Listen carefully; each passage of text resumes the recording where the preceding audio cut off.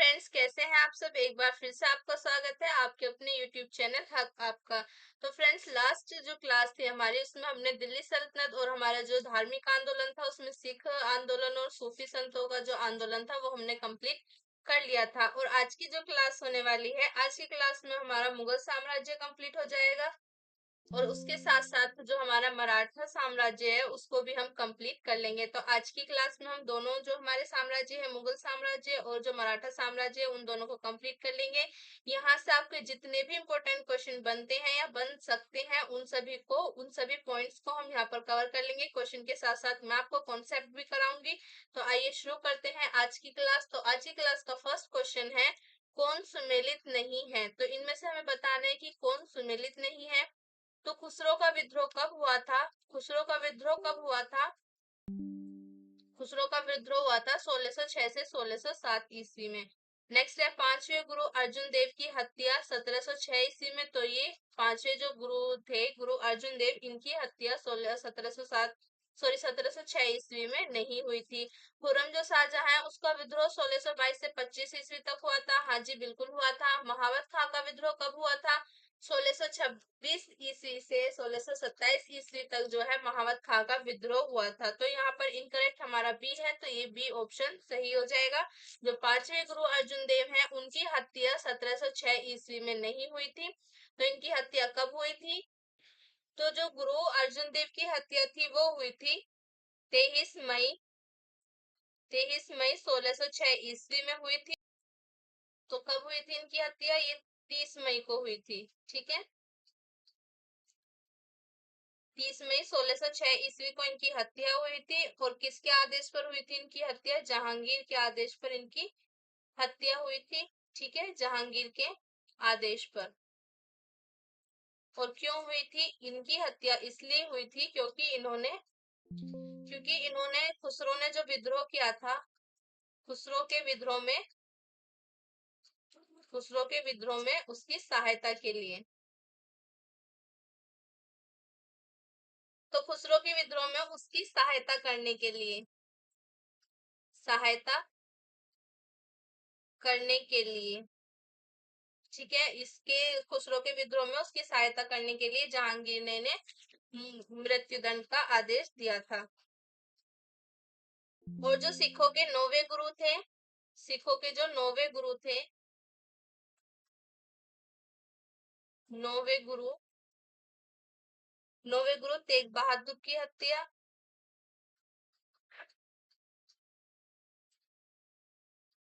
तेग बहादुर की हत्या औरंगजेब ने करवाई थी। ठीक है, की हत्या औरंगजेब ने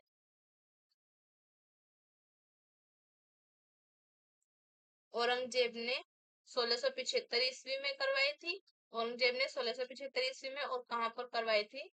दिल्ली में करवाई थी। ठीक है, दिल्ली में करवाई थी। नेक्स्ट क्वेश्चन देखते हैं। तो नेक्स्ट क्वेश्चन है हमारा, अकबर के शासनकाल में अमल गुजार नामक अधिकारी का क्या कार्य था?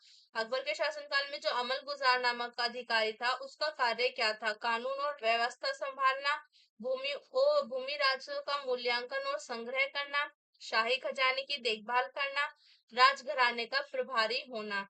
तो उसका कार्य क्या था? भूमि राजस्व का मूल्यांकन और संग्रह करना, भूमि राजस्व और मूल्यांकन और संग्रह करना। ठीक है, भूमि राजस्व का मूल्यांकन और संग्रह करने वाले अधिकारी को अमल गुजार कहा जाता था अकबर के शासनकाल में।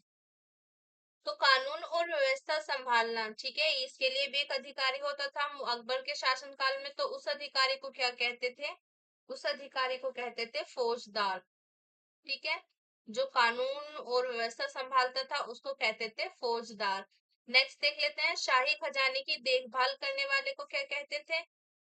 तो शाही खजाने की देखभाल करने वाले को कहते थे मीर बख्शी। ठीक है, मीर बख्शी नाम का एक अधिकारी होता था, वो क्या करता था? शाही खजाने की देखभाल करता था। नेक्स्ट क्वेश्चन देखते हैं। नेक्स्ट क्वेश्चन है, सुमेलित कीजिए। ये घटनाएं दे रखी हैं और वर्ष दे रखा है कि किस वर्ष में घटनाएं घटित हुई थी। तो फर्स्ट है, बीजापुर के सरदार अफजल खां की हत्या। तो बीजापुर के सरदार अफजल खां की हत्या कब हुई थी? तो ये हुई थी 1659 में। नेक्स्ट है दक्कन के मुगल सूबेदार शाइस्ता खां पर पूना में हमला। तो ये कब हुआ था? 1663 में हुआ था शाइस्ता खां पर हमला। नेक्स्ट है सूरत की प्रथम लूट। सूरत की प्रथम लूट कब हुई थी? 1664 ईस्वी में हुई थी सूरत की प्रथम लूट। सूरत की द्वितीय लूट मतलब दूसरी लूट कब हुई थी? 1670 में सूरत की दूसरी लूट हुई थी। तो करेक्ट आंसर हमारा क्या हो जाएगा? ए हमारा करेक्ट आंसर हो जाएगा। जो बीजापुर के सरदार थे इनकी हत्या 1659 में हुई थी। किसके द्वारा हुई थी? इनकी हत्या की थी शिवाजी ने। ठीक है, किसने की थी? शिवाजी ने की थी।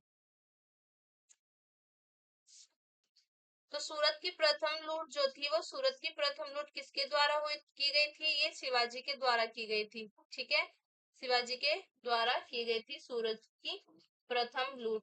और शिवाजी को राजा की पदवी जो दी थी, राजा की पदवी औरंगजेब ने दी थी। ठीक है, किसने दी थी? औरंगजेब ने। औरंगजेब ने दी थी राजा की पदवी शिवाजी को। शिवाजी को राजा की पदवी औरंगजेब ने दी थी।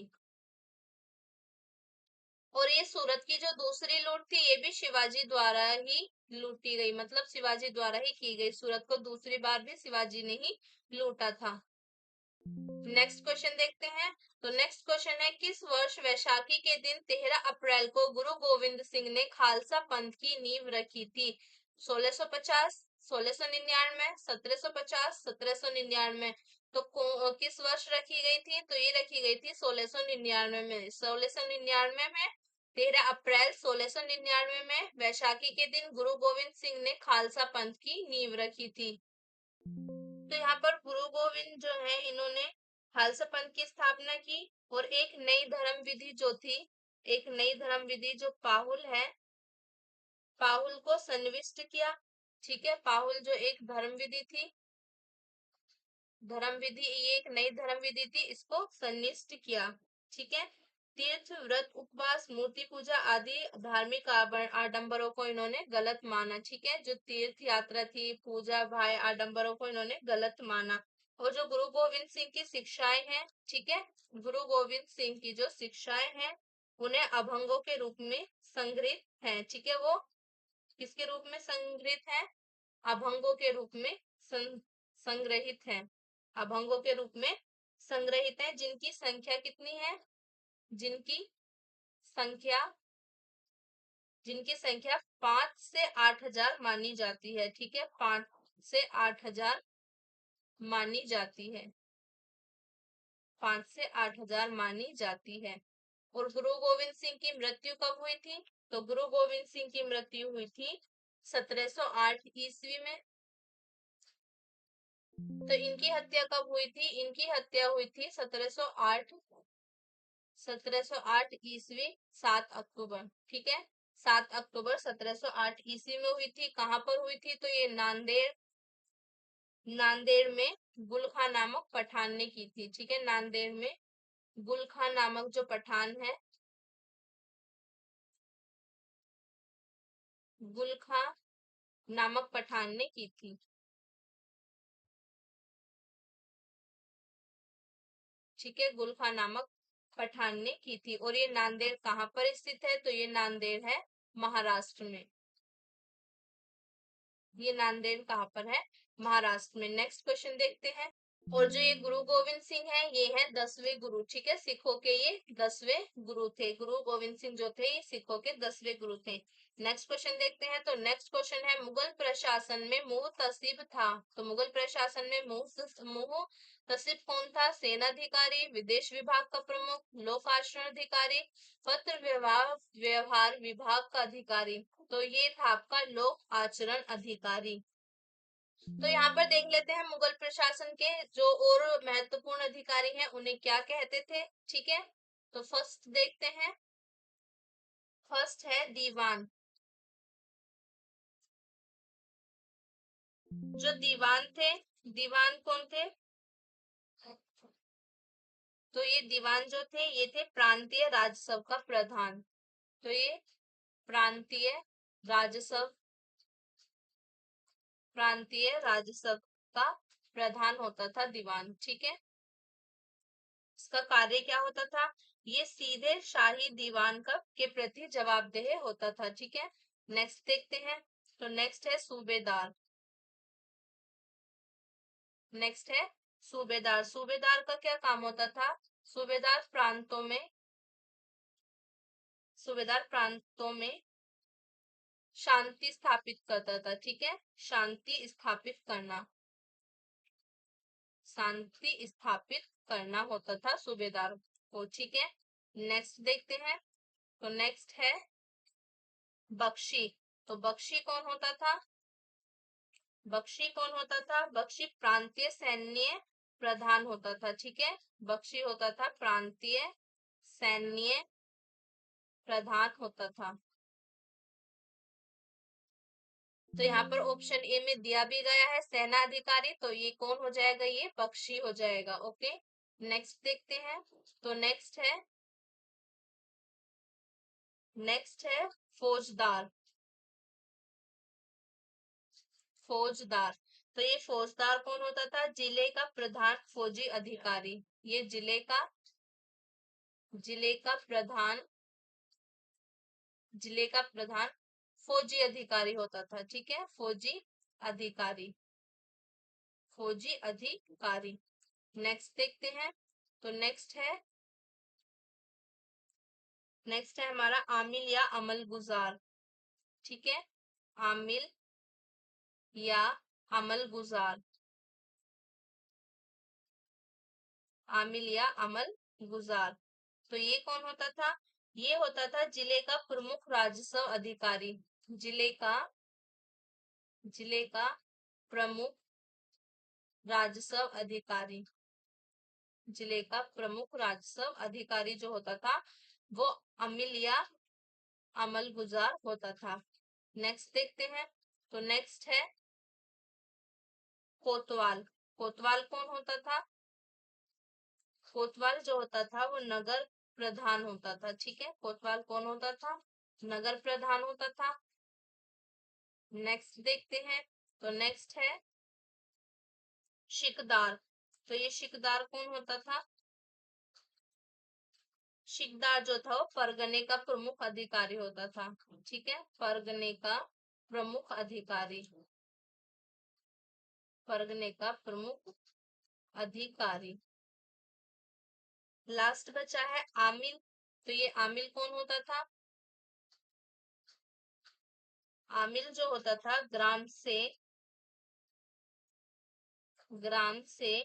कृषकों ग्राम के कृषकों से, जो गांव के जो किसान थे, ग्राम के कृषकों से ग्राम के कृषकों से प्रत्यक्ष प्रत्यक्ष संबंध बनाना एवं लगान निर्धारित करना। प्रत्यक्ष संबंध बनाना एवं लगान निर्धारित करना। लगान निर्धारित निर्धारित करना। ठीक है, तो यहाँ पर सारे मुगल प्रशासन में जितने भी अधिकारी होते थे उनके नाम और उनका कार्य यहाँ पर आपको मैंने लिखवा दिए हैं। और ऑप्शन में देख लेते हैं, जिसे ऑप्शन में बी ऑप्शन में दे रखा है आपका विदेश विभाग का प्रमुख, तो इसको कहते थे मीर ए रसालत। ठीक है, तो क्या कहते थे इसको? विदेश विभाग का प्रमुख जो होता था उसको मीर ए रसालत कहते थे। ठीक है, मीर ए रसालत कहते थे। और जो पत्र व्यवहार विभाग का अधिकारी था इसको क्या कहते थे? जो पत्र व्यवहार विभाग का अधिकारी था इसको दरोगा ए डाक कहते थे। ठीक है, दरोगा ए डाक कहते थे। ये आपके मैंने मोस्ट इंपोर्टेंट पॉइंट्स लिखवा दिए। मुगल प्रशासन में उनके अधिकारियों के क्या नाम थे और क्या क्या उनके काम होते थे। नेक्स्ट क्वेश्चन देखते हैं। तो नेक्स्ट क्वेश्चन है सुमेलित करें। यहाँ पर संधि दी हुई है और वर्ष दिए गए हैं कि कौन सी संधि किस वर्ष में यहाँ पर हुई थी। तो फर्स्ट क्या है? सूरत की संधि। तो सूरत की संधि कब हुई थी? सूरत की संधि हुई थी 1775 ईस्वी में हुई थी। पुरंदर की संधि हुई थी 1776 में हुई थी। बड़गांव की संधि 1779 में हुई थी। और जो सालबाई की संधि है वो सालबाई की संधि हुई थी 1782 में। तो यहाँ पर हमारा ऑप्शन ए करेक्ट हो जाएगा। जो सूरत की संधि है, सूरत की संधि ये किसके बीच में हुई थी?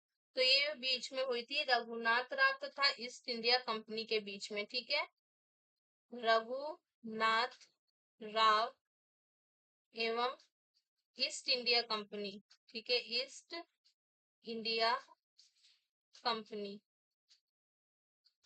किस किस के बीच हुई थी? रघुनाथ राव एवं ईस्ट इंडिया कंपनी के बीच में हुई थी। नेक्स्ट है पुरंदर की संधि। ये पुरंदर की संधि किस किस के बीच में हुई थी?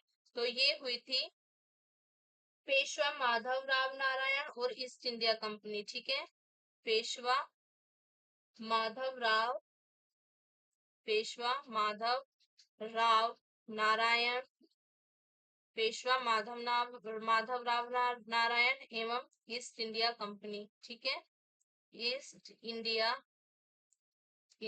कंपनी। ओके, नेक्स्ट है हमारा सी, हमारा बड़गांव की संधि। ठीक है, बड़गांव की संधि, सी ऑप्शन है हमारा बड़गांव की संधि। तो ये बड़गांव की संधि किस किस के बीच में हुई थी? तो ये हुई थी पेशवा माधवराव नारायण और ईस्ट इंडिया कंपनी के बीच। ठीक है, ये भी पेशवा माधवराव नारायण और ईस्ट इंडिया कंपनी के बीच हुई थी। नेक्स्ट है हमारी सालबाई की संधि। तो ये सालबाई की संधि किस किस के बीच में हुई थी? तो सालबाई की संधि जो हुई थी, सालबाई की संधि किसके बीच हुई थी? बाजीराव द्वितीय तथा ईस्ट इंडिया कंपनी। ठीक है, बाजीराव द्वितीय एवं ईस्ट इंडिया कंपनी। ठीक है, बाजीराव एवं ईस्ट इंडिया कंपनी के बीच में ये संधि हुई थी। कौन सी? सालबाई की संधि। ओके, नेक्स्ट क्वेश्चन देखते हैं। तो नेक्स्ट क्वेश्चन है हमारा, निम्नलिखित में से किस सुल्तान ने पहले हजरत ए आला की उपाधि अपनाई और बाद में सुल्तान की? ठीक है, सुल्तान भी उपाधि है और हजरत ए आला भी उपाधि है। तो पहले हजरत ए आला की उपाधि अपनाई थी, बाद में सुल्तान की अपनाई थी। तो ये कौन से सुल्तान ने अपनाई थी? बहलोल लोदी, सिकंदर लोदी और शेरशाह सूरी, इस्लाम शाह सूरी। तो ये अपनाई थी आपकी शेरशाह सूरी द्वारा। ठीक है, हजरत आला और सुल्तान की उपाधि किसके द्वारा अपनाई गई थी? शेरशाह सूरी के द्वारा अपनाई गई थी। नेक्स्ट क्वेश्चन देखते हैं। नेक्स्ट क्वेश्चन है, मसनवी जो बाबर द्वारा मुस्लिम कानून के नियमों का संग्रह है। तो ये जो पुस्तक है इसका क्या नाम था? मुबाइन, दीवान, प्रोसाडी पर तुर्की संग्रह, बाबरनामा। तो इसका नाम था मुबाइन। और यहाँ से देख लेते हैं जो बाबर की आत्मकथा है, बाबर की आत्मकथा जो स्वयं बाबर ने लिखी है वो है तुजुक, तुजुक ए बाबरी। ठीक है, ये बाबर ने स्वयं लिखी थी, बाबर की आत्मकथा तुजुक ए बाबरी। और इसका फारसी में अनुवाद किसने किया था? जो बाबर की आत्मकथा है तुजुक ए बाबरी का फारसी में अनुवाद किसने किया था? अब्दुल अब्दुल रहीम खाने खाना जो थे उन्होंने किया था। ठीक है, अब्दुल रहीम खाने खाना ने इसका फारसी में अनुवाद किया था। ठीक है, फारसी में अनुवाद किया था। नेक्स्ट क्वेश्चन देखते हैं। तो नेक्स्ट क्वेश्चन है, हुमायूं द्वारा लड़े गए चारों प्रमुख युद्धों का तिथि अनुसार सही क्रम अंकित करें। युद्ध स्थलों के नाम अंकित हैं। तो है चौसा, दौरा, कन्नौज, बिलग्राम, सरहिंद। दौरा, चौसा, कन्नौज, बिलग्राम, सरहिंद, सरहिंद, दौरा, चौसा, कन्नौज, बिलग्राम। तो यहाँ पर सही है दौरा, चौसा, कन्नौज, बिलग्राम और सरहिंद में ये हुए थे। तो बाबर द्वारा पहले दौरा का युद्ध लड़ा गया था, फिर चौसा का युद्ध लड़ा गया था, फिर कन्नौज का। और ये कहाँ पर हुए थे? बिलग्राम और सरहिंद में हुए थे। तो यहाँ पर करेक्ट ऑप्शन हमारा बी हो जाएगा। और जो ये दौरा का युद्ध है इसे देवरा का युद्ध भी कहते हैं। तो देवरा का युद्ध कब लड़ा गया था बाबर द्वारा? देवरा का युद्ध कब लड़ा गया था? तो देवरा का युद्ध लड़ा गया था 1531 ईस्वी में। ठीक है, 1531 ईस्वी में लड़ा गया था। यह महमूद लोदी के खिलाफ लड़ा गया था। ठीक है, महमूद लोदी के खिलाफ लड़ा गया था। देवरा का युद्ध महमूद लोदी के खिलाफ लड़ा गया था। और इसमें नेक्स्ट है चौसा का युद्ध। चौसा का युद्ध कब हुआ था? तो चौसा का युद्ध हुआ था 1539 ईस्वी में। ठीक है, चौसा का युद्ध 1539 ईस्वी में हुआ था। और नेक्स्ट है बिलग्राम सॉरी कन्नौज का युद्ध। ठीक है, कन्नौज का युद्ध। तो कन्नौज का युद्ध कब हुआ था? तो ये चौसा का युद्ध 1539 में हुआ था। तो कन्नौज का कब हुआ था? कन्नौज का युद्ध हुआ था आपका 1540 में। और इसको बिलग्राम का युद्ध भी कहते हैं। ठीक है, इसको बिलग्राम का युद्ध भी कहते हैं। और ये दोनों युद्ध किसके खिलाफ लड़े गए थे? तो ये दोनों युद्ध लड़े गए थे शेर शाह सूरी के खिलाफ। ठीक है, किसके खिलाफ लड़े गए थे? शेर शाह सूरी के खिलाफ ये युद्ध लड़े गए थे। शेर शाह सूरी के खिलाफ ये युद्ध लड़े गए थे। और इन दोनों युद्धों में कौन विजय हुआ था? शेर शाह सूरी विजय हुआ था। हुमायूं जो था इन्हें हार गया था। और जो युद्ध ये युद्ध महमूद लोदी से हुआ था, देवरा का युद्ध, इसमें हुमायूं जो है वो विजयी हुआ था। ठीक है, हुमायूं इसमें विजयी हुआ था। हुमायूं इसमें विजयी हुआ था। और एक और इम्पोर्टेंट युद्ध रह गया यहाँ पर, सरहिंद का युद्ध। ठीक है, सरहिंद। तो सरहिंद का युद्ध कब हुआ था? सरहिंद का युद्ध हुआ था 1555 ईस्वी में। 1555 ईस्वी में हुआ था। किस किस के बीच हुआ था? हुमायूं और सूरी साम्राज्य के सुल्तान सिकंदर शाह सूरी के बीच हुआ था। ठीक है, सिकंदर सिकंदर शाह सिकंदर शाह सूरी। और इस युद्ध में हारा कौन था? सिकंदर शाह सूरी हारा था। हुमायूं इस युद्ध में विजयी हुआ था। और इस युद्ध के बाद, जो सरहिंद का युद्ध है, इस युद्ध के बाद मुगल साम्राज्य की दोबारा स्थापना हुई थी, जो हुमायूं ने दोबारा से दिल्ली पर अपना साम्राज्य स्थापित कर लिया था। नेक्स्ट क्वेश्चन देखते हैं। तो नेक्स्ट क्वेश्चन है, पानीपत के युद्ध में बाबर की जीत का मुख्य कारण क्या थे? उसकी घुड़सवार सेना, उसकी सैन्य कुशलता, तुलुगाम तुलुगमा प्रथा, अफगानों की आपसी फूट। तो ये था उसकी सैन्य कुशलता। अपनी सैन्य कुशलता के कारण ही बाबर ने पानीपत के जो युद्ध थे उनमें विजय हुआ था। ठीक है, पानीपत के युद्ध उसने जीते थे। तो यहाँ पर पानीपत के युद्ध देख लेते हैं। तो पानीपत का प्रथम युद्ध जो हुआ था, कब हुआ था? पानीपत का प्रथम युद्ध। पानीपत का प्रथम युद्ध ये कब हुआ था? पानीपत का प्रथम युद्ध तो ये हुआ था आपका 21 अप्रैल 1526 ईस्वी में हुआ था। और बाबर द्वारा लड़ा गया था। किसके खिलाफ लड़ा गया था? तो ये लड़ा गया था इब्राहिम लोदी। ठीक है, इब्राहिम लोदी। और बाबर इसमें विजयी हुआ था। और पानीपत का द्वितीय युद्ध जो था, पानीपत का द्वितीय युद्ध ये कब हुआ था? पानीपत का द्वितीय युद्ध हुआ था 5 नवंबर 1556। 5 नवंबर 1556। ये किस किस के बीच हुआ था? तो ये हुआ था आपके जो हेमू है। हेमू कौन था? सूर शासक आदिल शाह जो है, हेमू के बीच। हेमू कौन था? सूर शासक आदिल शाह का प्रधानमंत्री था। हेमू और बैरम खान। बैरम खान कौन था? बैरम खान अकबर का सेनापति था। इनके बीच ये युद्ध हुआ था, पानीपत का द्वितीय युद्ध हुआ था। और इसमें विजय कौन हुआ था? तो बैरम खान इसमें विजयी हुआ था। ओके। और जो पानीपत का तृतीय युद्ध था, पानीपत का तृतीय युद्ध जो था, ये किसके कब हुआ था? ये हुआ था 1761 ईस्वी में। 1761 ईस्वी में हुआ था। और किसके बीच हुआ था? जो अफगान का आक्रमणकारी है, अफगान का आक्रमणकारी अफगान के आक्रमणकारी अहमद शाह अब्दाली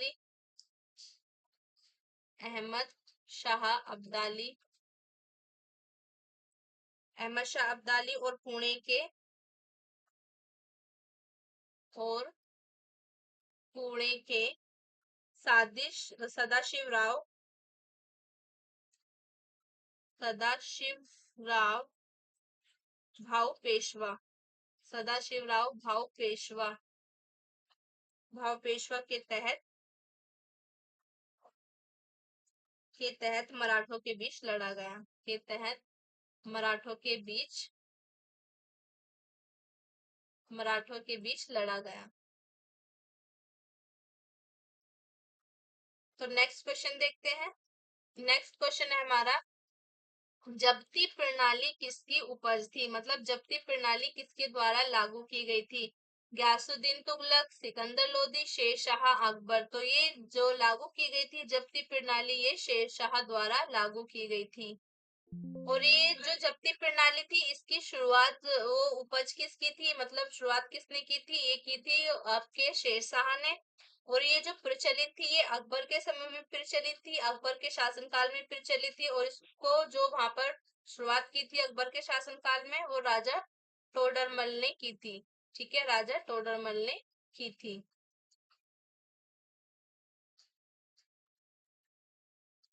और ये जो जब्ती प्रणाली थी ये एक भू राजस्व व्यवस्था की प्रणाली थी। ठीक है, भू राजस्व व्यवस्था, भू राजस्व व्यवस्था की प्रणाली थी।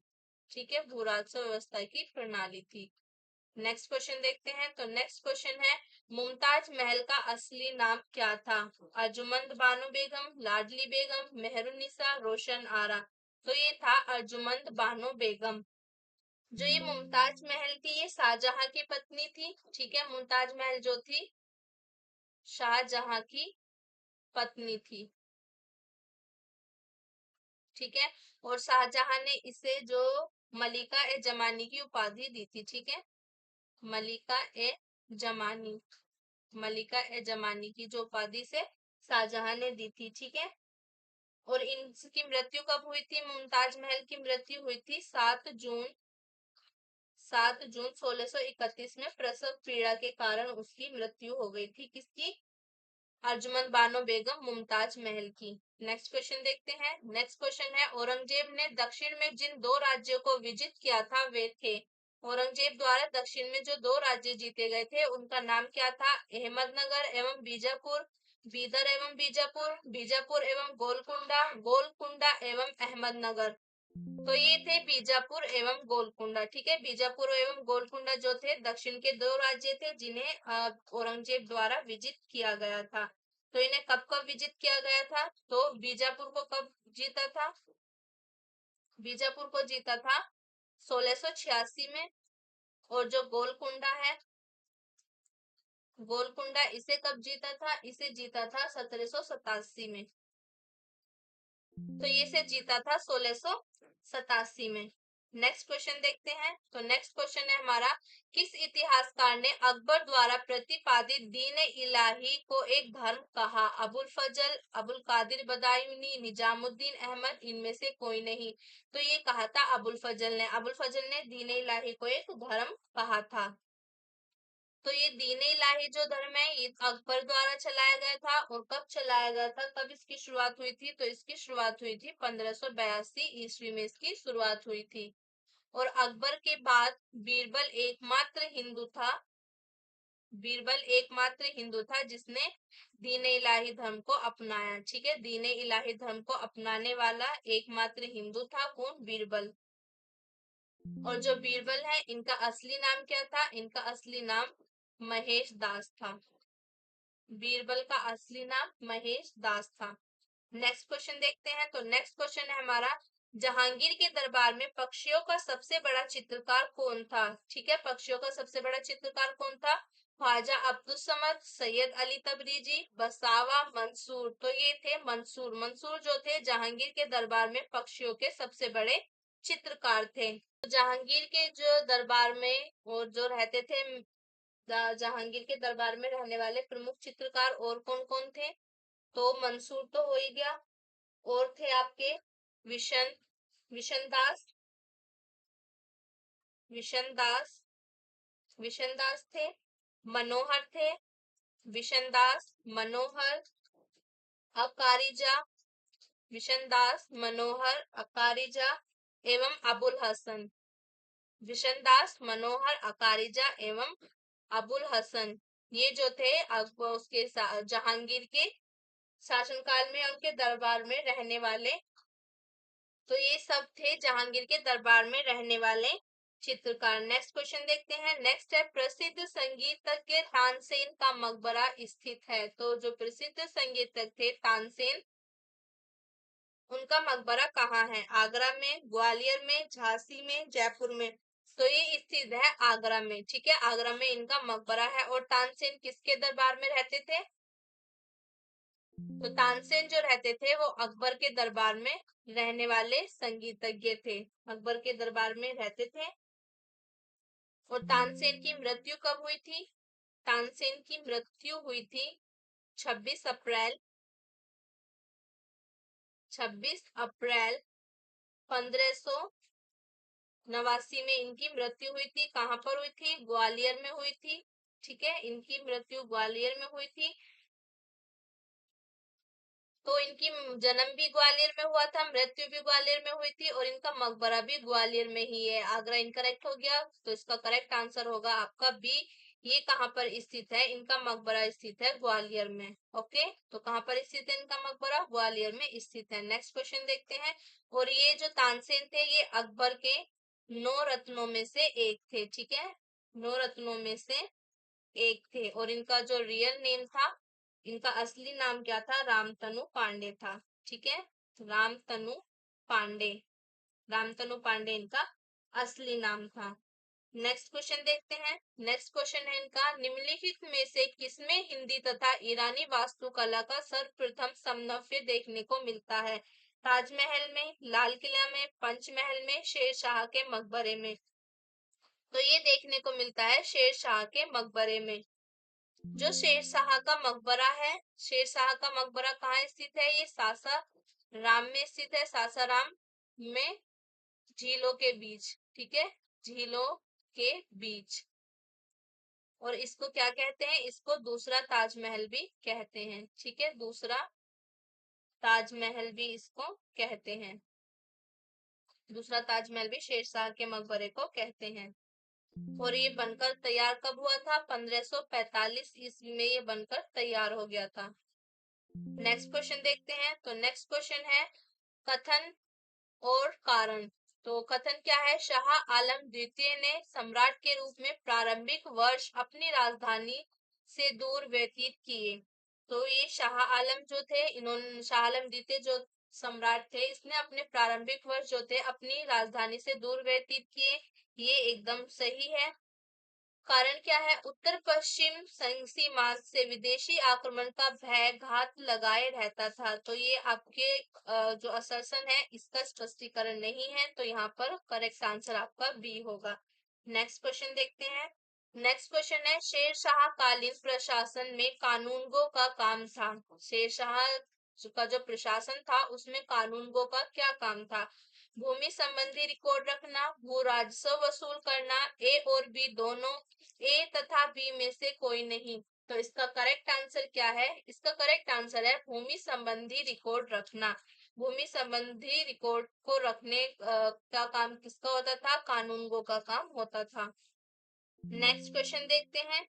नेक्स्ट क्वेश्चन है, शेरशाह ने अशरफी रुपया दाम नामक नए सिक्के चलवाए थे। वे जिन धातुओं से बने होते थे वे हैं सोना चांदी तांबा, सोना तांबा चांदी, तांबा चांदी सोना, चांदी चांदी तांबा। तो ये जो है आपका अशरफी जो होती थी वो सोने की होती थी, रुपया चांदी का होता था, और दाम जो था वो तांबे का होता था। तो करेक्ट आंसर ए है आपका।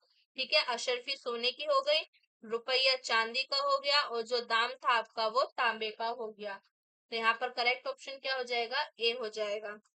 और सर्वप्रथम जो चांदी के सिक्के चलवाए थे वो शेरशाह सूरी ने ही चलवाए थे। ठीक है, शेरशाह सूरी ने ही सर्वप्रथम चांदी के सिक्के चलवाए थे। ठीक है, चांदी के सिक्के चलवाए थे। और इसके तांबे के अन्य सिक्के कौन कौन से थे? अन्य सिक्के किसके? तांबे के। तो ये कौन कौन से थे आपके? ये होते थे अधोला, अधोला, अधोला, पावला, अधोला, पावला, दमड़ी, अधोला, पावला, दमड़ी एवं जीतल, ये इसके अन्य तांबे के सिक्के थे। और सर्वप्रथम चांदी के सिक्के किसने चलवाए थे? वो शेरशाह ने ही चलवाए थे। नेक्स्ट क्वेश्चन देखते हैं। नेक्स्ट क्वेश्चन है पर्दा शासन 1560 से 64 ईस्वी के लिए जिम्मेदार अक्का खेल या हरम दल की सर्व प्रमुख सदस्य थी? माहम अनगा, हमीदा बानो, मेहरुन्निसा, जहां आरा बेगम। तो ये थी महामंगा। नेक्स्ट क्वेश्चन देखते हैं।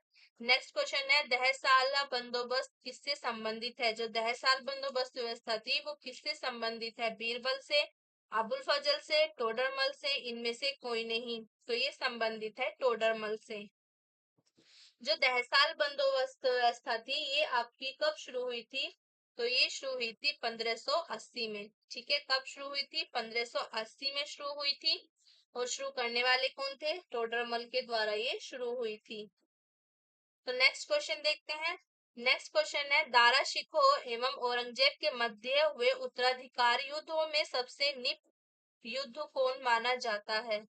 तो दारा शिकोह एवं औरंगजेब के मध्य हुए उत्तराधिकार युद्धों में सबसे निर्णायक युद्ध कौन थे? ठीक है, सबसे निर्णायक युद्ध माना जाता है धर्मत का युद्ध, सामूगढ़ का युद्ध, देवराय का युद्ध, इनमें से कोई नहीं। तो ये माना जाता है सामूगढ़ का युद्ध। तो धर्मत का युद्ध कब लड़ा गया था? धर्मत का युद्ध लड़ा गया था आपका अप्रैल 1658 में लड़ा गया था। ठीक है, ये भी एक उत्तराधिकार युद्ध था जो कि औरंगजेब और दारा शिकोह के बीच हुआ था।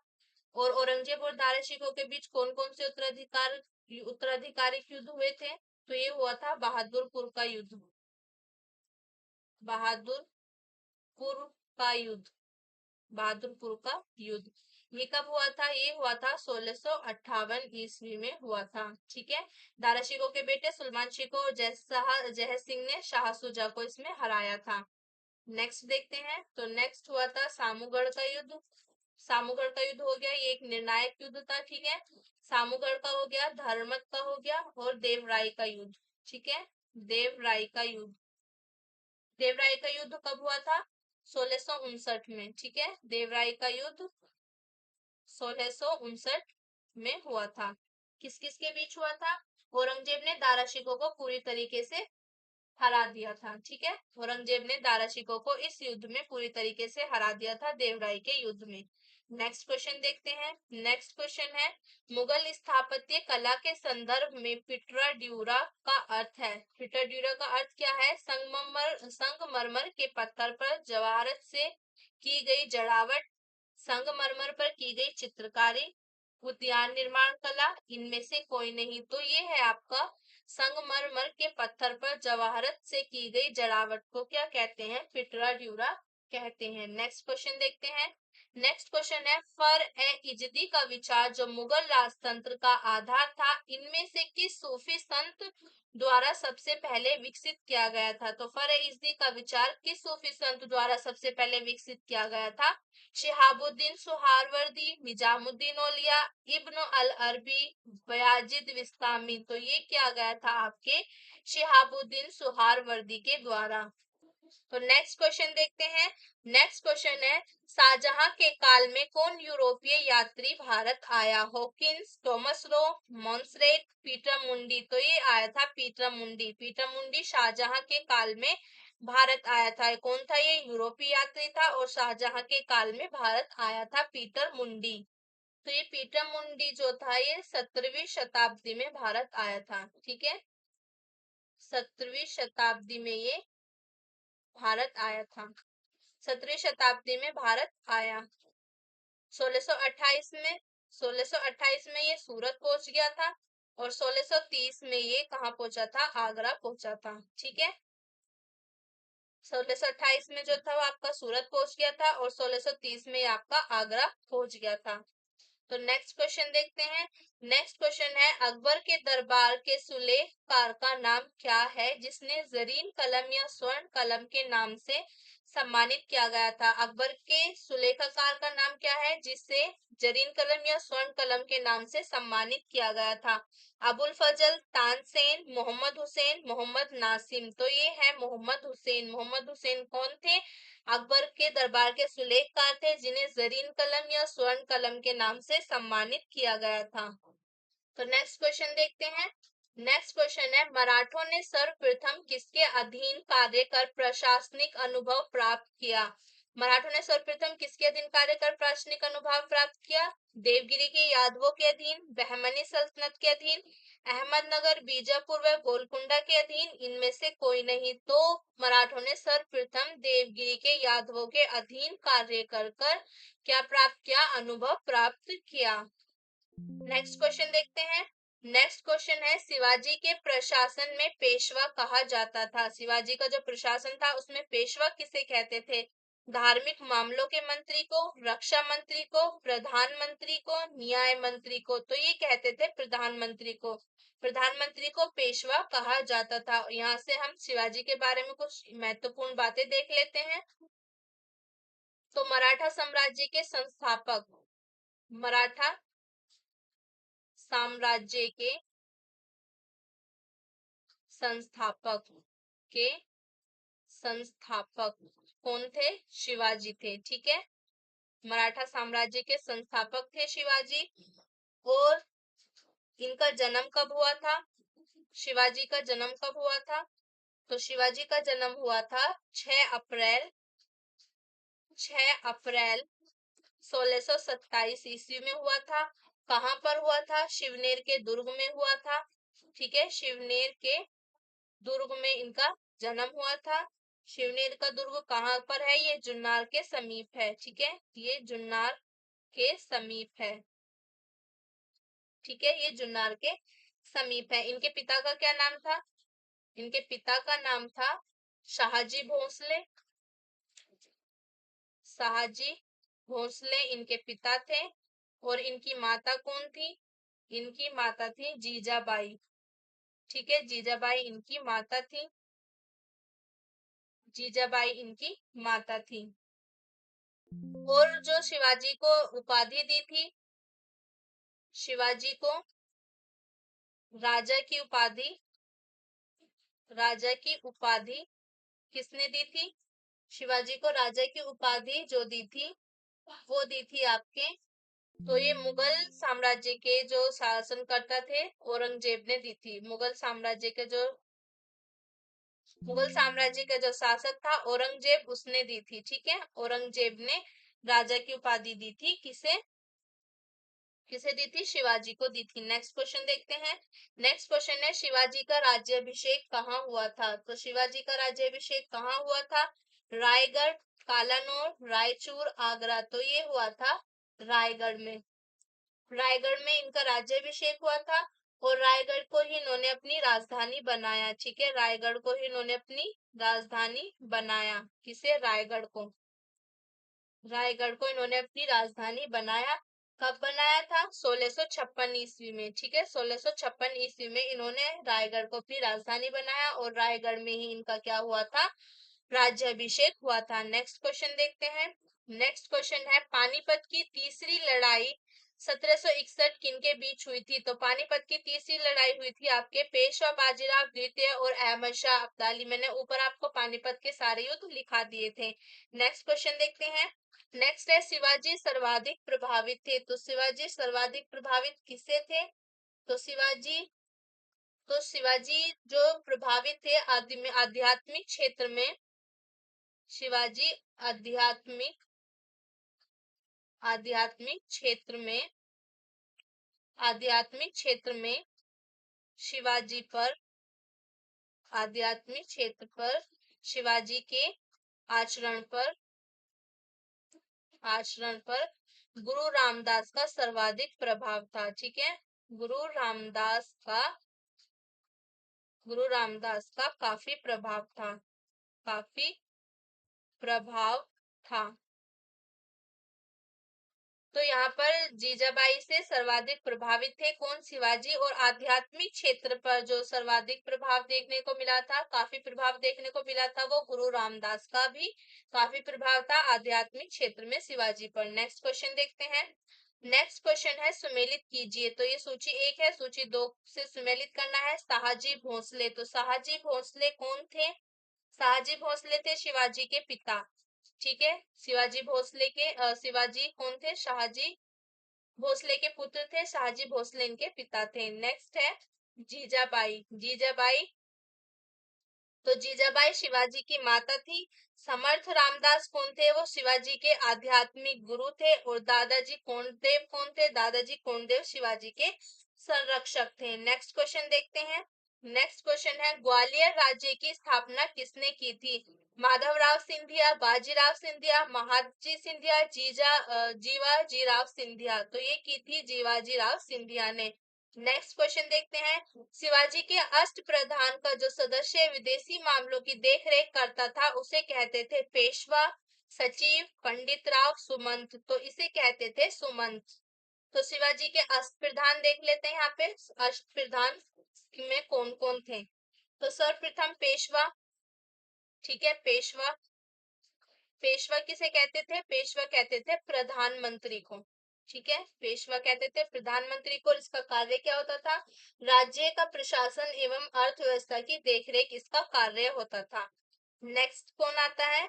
नेक्स्ट है आपका सरी ए नौबत। कौन है? सरी ए नौबत। सरी ए नौबत किसे कहते हैं? सरी ए नौबत था सेनापति। ठीक है, सरी ए नौबत था सेनापति। और इसका कार्य क्या था? ये सैन्य प्रधान था। ठीक है, ये सैन्य प्रधान था। नेक्स्ट है हमारा अमात्य। अमात्य कौन होते थे? अमात्य जो थे ये राजस्व मंत्री थे। ठीक है, अमात्य कौन था? राजस्व मंत्री था। और इसका कार्य क्या होता था? राजस्व मंत्री है तो आय व्यय का लेखा जोखा इसका कार्य था। नेक्स्ट देखते हैं। तो नेक्स्ट क्या था? नेक्स्ट है वाक्यानवीस। ठीक है, वाक्यान्वीस। वाक्यान्वीस, तो इसका क्या कार्य था?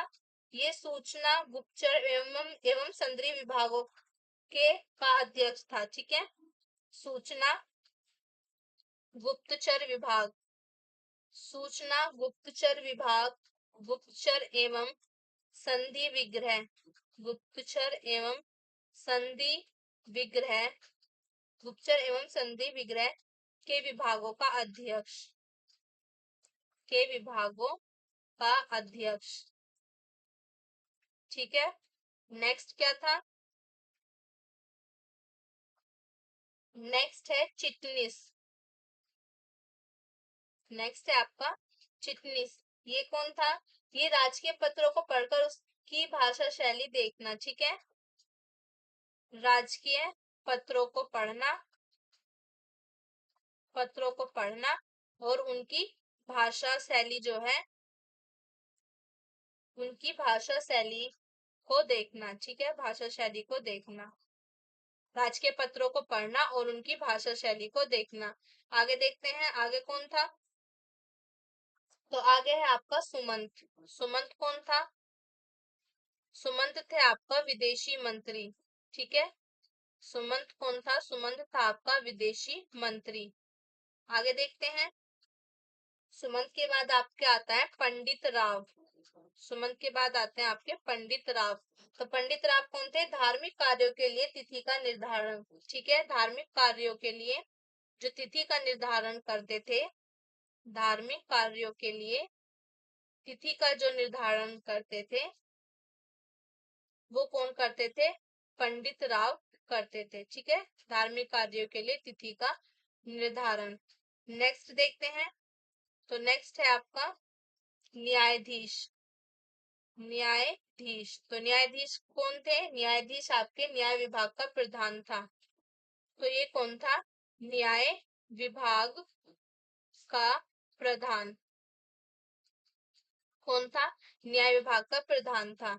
यहाँ पर आपके अष्ट प्रधान, सारे अष्ट प्रधान हो गए। पेशवा, सरी ए नौबत, अमात्य, वाक्यनीस, चिटनीस और सुमंत पंडितराव न्यायाधीश। नेक्स्ट क्वेश्चन देखते हैं।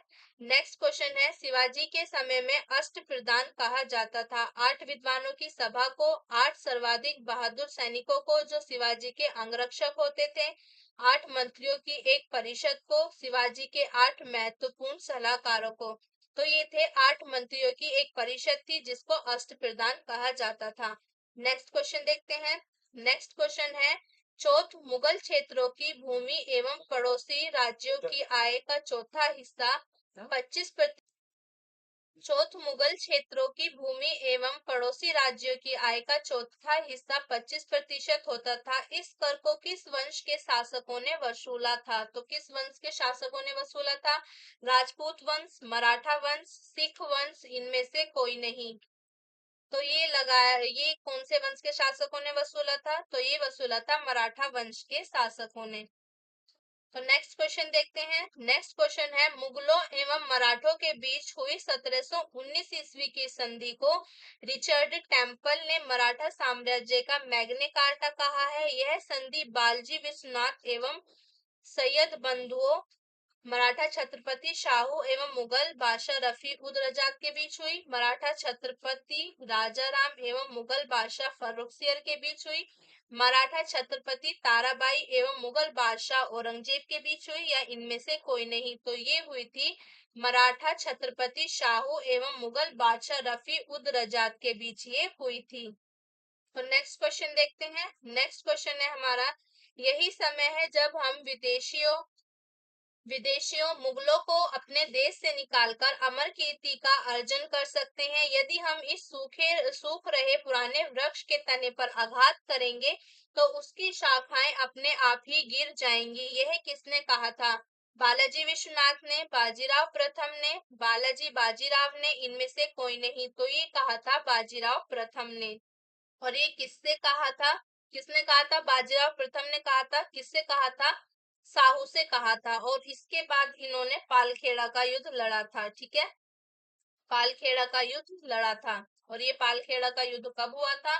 तो ये हुआ था 7 मार्च 1728 ईस्वी में। ये पालखेड़ा का युद्ध हुआ था। किसके बीच हुआ था? बाजीराव प्रथम, बाजीराव प्रथम, बाजीराव प्रथम और किसके बीच हुआ था? निजाम मुल्क के बीच में हुआ था। बाजीराव प्रथम और निजाम मुल्क के बीच में ये हुआ था। ठीक है, जिसमें निजाम मुल्क की हार हुई थी।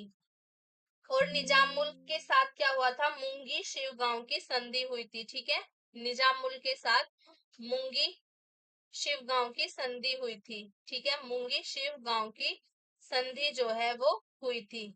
नेक्स्ट क्वेश्चन देखते हैं।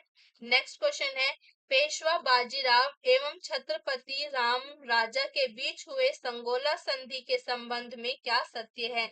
यह संधि पूना सम्मेलन में सभी प्रमुख मराठा सरदारों की उपस्थिति में की गई थी। छत्रपति राम राजा द्वारा संगोला नामक दस्तावेज पर हस्ताक्षर करने के कारण यह संगोला संधि कहलाया। केंद्रीय सरकार का पूरा दफ्तर सतारा से पूना कर दिया गया एवं पेशवा राज्य का सर्वे सर्वा बन गया, या उपयुक्त में सभी। तो ये सभी कथन जो है जो आपकी संगोला संधि है उसके संदर्भ में एकदम सही है। नेक्स्ट क्वेश्चन देखते हैं।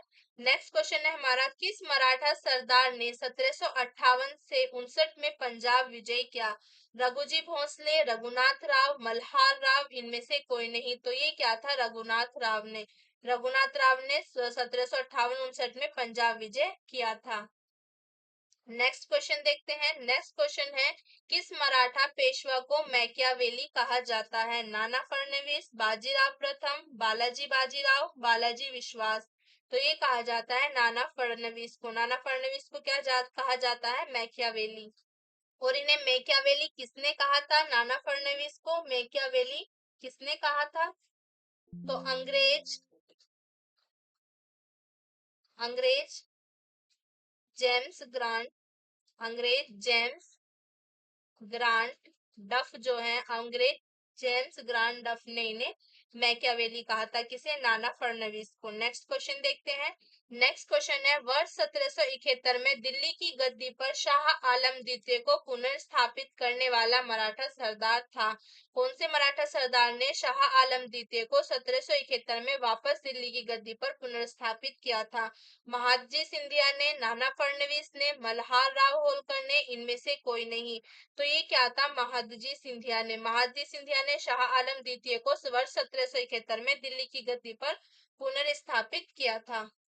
नेक्स्ट क्वेश्चन देखते हैं। तो नेक्स्ट क्वेश्चन है, किसके शासनकाल में प्रथम आंग्ल मराठा युद्ध 1775-82 हुआ था? माधवराव, नारायण राव, माधवराव नारायण, बाजीराव द्वितीय। तो ये हुआ था माधवराव नारायण के शासनकाल में प्रथम आंग्ल मराठा युद्ध हुआ था, माधवराव नारायण के शासनकाल में। तो प्रथम आंग्ल मराठा युद्ध जो था ये आपके मराठा साम्राज्य और ईस्ट इंडिया कंपनी के बीच लड़ा गया। ठीक है, ईस्ट इंडिया कंपनी के बीच ये लड़ा गया। ईस्ट इंडिया कंपनी के बीच ये लड़ा गया। कब हुआ था? 1775 से 1782 तक हुआ था। और ये जो खत्म हुआ था ये सालाबाई की संधि के साथ खत्म हुआ था। ठीक है, सालाबाई की संधि जो हुई थी, सालाबाई की संधि के साथ खत्म हुआ था। ठीक है, सालाबाई की संधि के साथ जो प्रथम आंग्ल मराठा युद्ध है ये खत्म हुआ था। और द्वितीय आंग्ल मराठा युद्ध कब हुआ था? ये हुआ था 1803 से 1805 ईस्वी के बीच हुआ था। इसमें भोसले ने अंग्रेजों को चुनौती दी थी। कहां पर दी थी? नागपुर में। ठीक है, कहां पर चुनौती दी थी? नागपुर में दी थी। इसके फलस्वरूप 7 सितंबर को 7 सितंबर 7 सितंबर 1803 7 सितंबर 1803 को देवगांव की संधि हुई। ठीक है, देवगांव की संधि हुई। देवगांव की संधि हुई। और जो तृतीय मराठा युद्ध था, तृतीय मराठा युद्ध,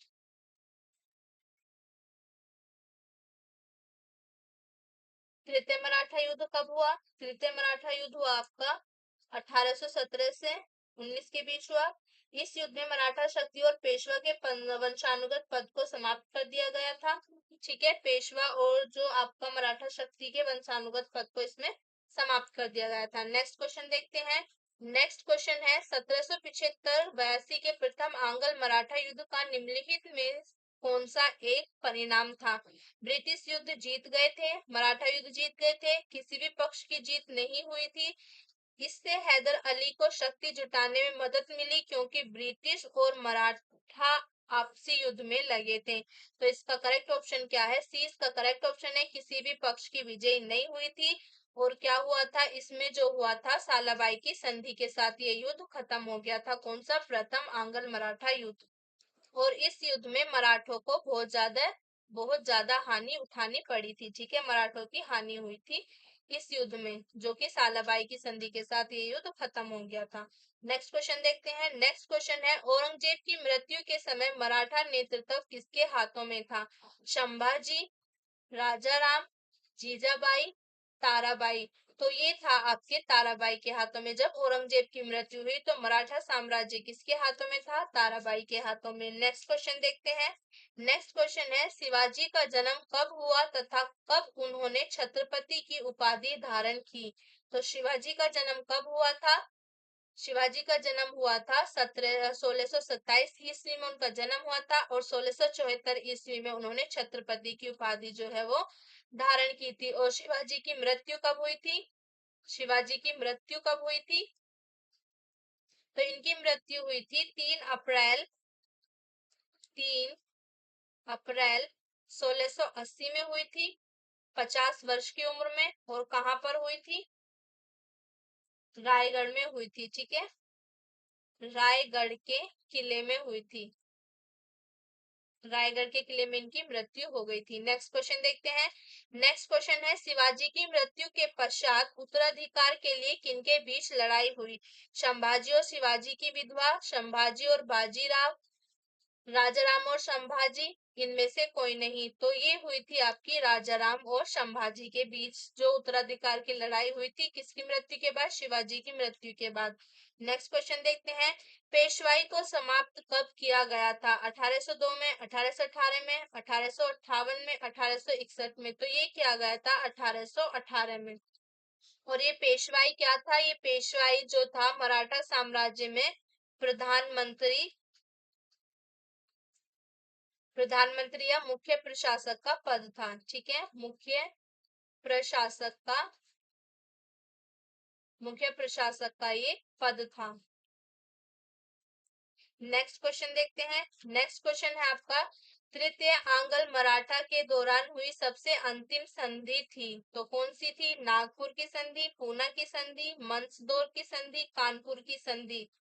तो ये थी मंदसौर की संधि, ये हुई थी आपकी जनवरी 1818 ईस्वी में। और ये तृतीय आंग्ल मराठा युद्ध जो था, इसमें जो पेशवा और मराठों का जो वंशानुगत क्रम था, इसे इसमें खत्म कर दिया गया था। तो यहाँ पर आज के क्वेश्चन हमारे खत्म होते हैं। और आज की क्लास में अपने अपना जो मुगल साम्राज्य था और शिवाजी का जो मराठा साम्राज्य था, उसको पूरी तरीके से कंप्लीट कर लिया है। आज की क्लास में कंप्लीट हो गया। और नेक्स्ट क्लास में हम क्या करेंगे? तो नेक्स्ट क्लास में करेंगे हम आधुनिक इतिहास। मिलते हैं नेक्स्ट क्लास में, तब तक के लिए बाय बाय।